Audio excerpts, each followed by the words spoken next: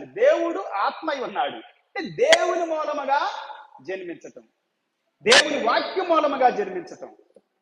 అందుకే బైబిల్ గ్రంథంలో యాకోబు పత్రిక 1:18 ఉంటది, సత్యవాక్యము ద్వారా కన్నాడంట మనల్ని దేవుడు. హల్లెలూయా.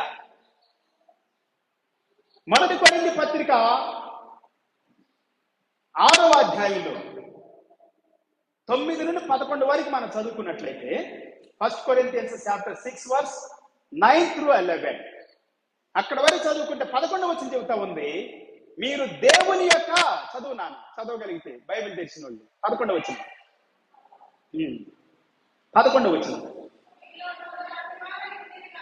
మీలో కొందరు అట్టివారై ఉంటేరు గాని ప్రభువైన యేసుక్రీస్తు నామమునను